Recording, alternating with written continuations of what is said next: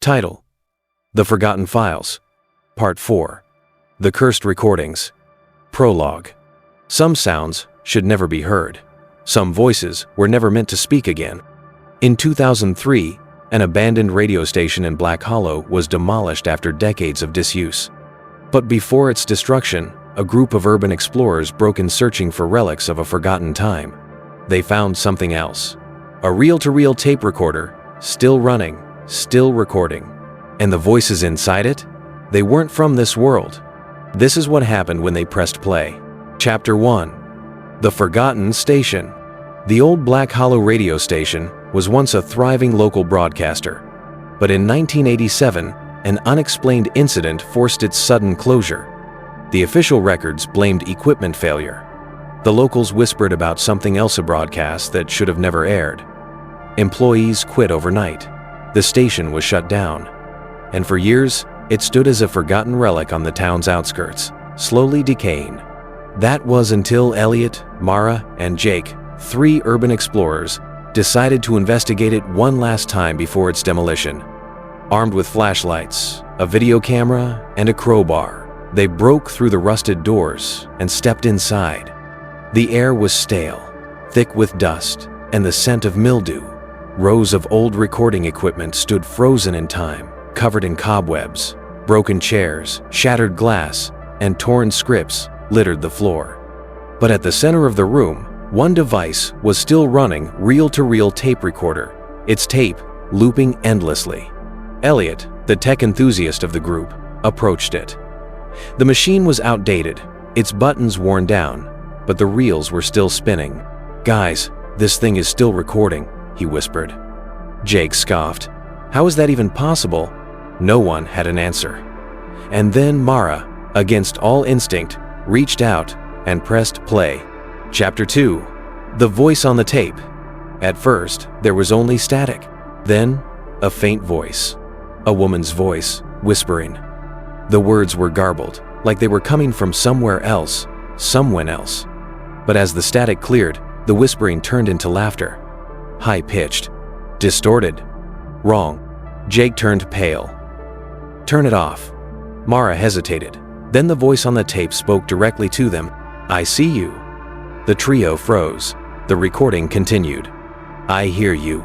Elliot's hand trembled over the stop button, but before he could press it, another voice joined in, this one deeper, angrier. "You shouldn't be here." Then came the screaming, not from the tape, from inside the station. It started as a single, high-pitched wail, but quickly fractured into multiple voices, some shrill and desperate, others guttural and inhuman. The sound ricocheted off the walls, growing louder, as if whatever was making it was moving closer. It didn't just fill the space, it seeped into them, rattling their bones, sending waves of nausea rolling through their stomachs. There was something familiar about one of the voices, an eerie, warped echo of their own screams. Chapter 3. The Echoes of the Past. The scream echoed through the building, bouncing off the decaying walls. It sounded human, but only just. Mara dropped the recorder, her breath coming in sharp gasps. That wasn't at the tape. That was here. Elliot picked up the recorder, stopping the playback, but the voices didn't stop. The whispers slithered through the air, as if something had been woken up. Jake grabbed his flashlight and scanned the room. "We're leaving. Now." They turned towards the entrance only to find the door they had broken through was now intact. No hole, no rusted opening, just solid metal. Then, from the darkness, a radio crackled to life. A voice spoke from the speakers. "You pressed play." Chapter 4. The Transmission That Never Ended. Elliot scrambled to turn off the recorder, but the device wouldn't stop. The reels kept spinning faster, as though something inside the tape was trying to break free. The room around them began to shift. The dim, flickering light overhead pulsed erratically, casting elongated shadows that twisted and contorted unnaturally. The air thickened, carrying with it a distant hum, low, vibrating, and unsettling, as though the walls themselves were whispering. Objects in the room seemed to blur at the edges, their shapes bending in ways that defied reality, as if space itself was unraveling. The scent of dust and decay was suddenly replaced by something else, something metallic, something burning. The dust and decay vanished, replaced with a pristine, brightly lit studio. The clock on the wall reversed, ticking backward. It was no longer 2003. It was 1987. Through the glass of the recording booth, they saw people. At first, they appeared normal broadcasters, announcers, and technicians frozen in mid-action. But as Elliot squinted, details came into focus. Their eyes were hollow, empty sockets staring into nothingness. Their skin, pale and stretched too tightly over their bones, looked cracked, almost like porcelain, with deep fissures running along their cheeks and foreheads. Some had mouths hanging open too wide, as if caught mid-scream, their jaws unhinged at unnatural angles. Their fingers were rigid, gripping the tables so tightly that their knuckles had turned bone white. And then, with a slow, deliberate motion, one of them began to turn its head all the way around. Broadcasters, announcers, technicians, but they weren't moving. Their backs were turned, their hands gripping the tables, frozen in place. And then none of them turned their head. Not their body, just their head. Slowly, unnaturally.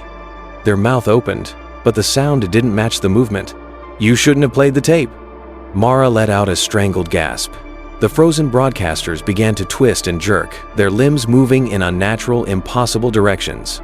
The tape recorder screamed with overlapping voices, all speaking at once, in different tones, different languages. The studio flickered. The walls melted between past and present. Jake reached for the crowbar and swung it at the radio equipment. "Turn it off!"